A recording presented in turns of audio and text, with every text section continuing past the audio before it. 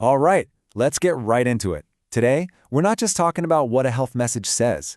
We're actually going behind the curtain to deconstruct the powerful storytelling architecture that makes that message stick.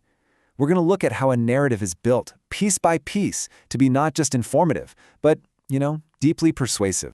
And it all kicks off with this incredibly bold statement. This isn't just an opening line, it's a narrative hook. It's designed to immediately grab you and challenge a really common belief, one that's kind of comforting for a lot of us. It makes you lean in and think, wait, really? Then what does guarantee it? It just creates this instant question that the rest of the story promises it's going to answer. So what's really clever about this whole thing is how it builds a world before it even states its case. It uses these classic movie techniques to set a very specific mood. I mean, it opens in darkness with just a heartbeat. That's universal. It's primal. We see a silhouette, which means it could be anybody. It could be you. And then you get these medical overlays and this emotional music. All of this is basically whispering to us, hey, this is serious. This is scientific. And most importantly, this is about you. Every good story needs a central conflict, right? And this one sets up a really powerful one. It pits this idea of a fixed genetic destiny against the much more empowering idea of your daily personal choices. This is the engine that drives the whole narrative forward. And here it is, laid out plain and simple. It's this simple, powerful contrast. On one side, you have the myth, this passive idea that our health is totally out of our hands. And on the other, you have the reality that the story wants us to buy into, that we are the active architects of our own well-being. This head-to-head comparison, well, that's the foundation for the entire message.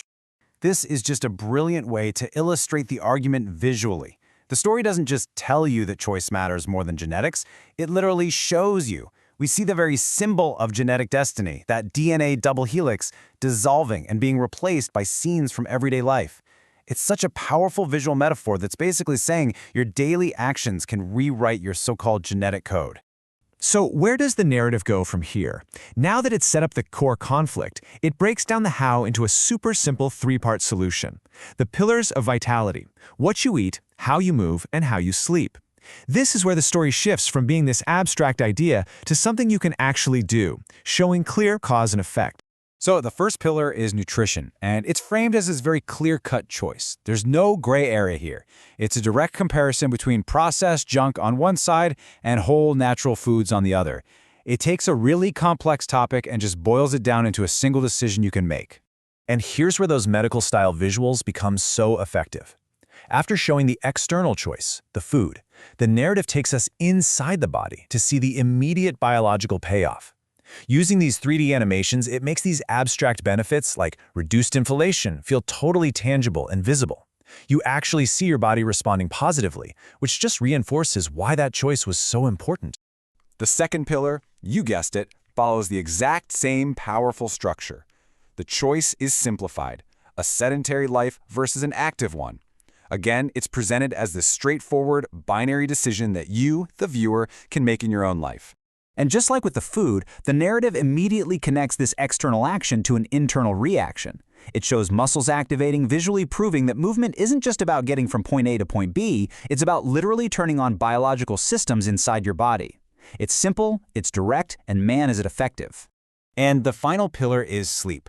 The contrast here is between total exhaustion, fueled by modern habits like scrolling on your phone late at night, and true, deep, restorative sleep.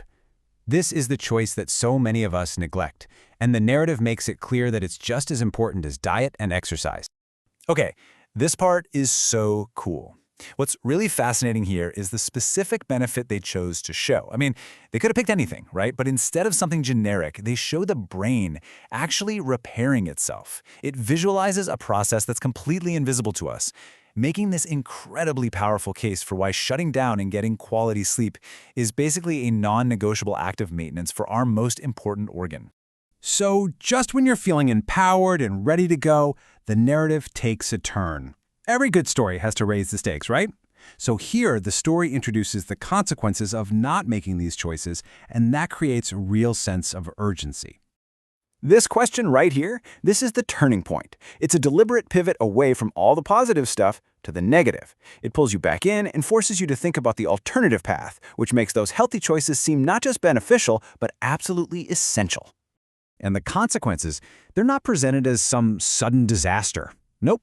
They're introduced as these subtle, relatable warning signs. Things like fatigue and brain fog, stuff we've all felt. By framing them this way, the narrative makes the threat feel so much more immediate and personal. These aren't abstract diseases way down the road. They are the everyday feelings that signal a deeper problem might be brewing. And so, we reach the resolution of the story.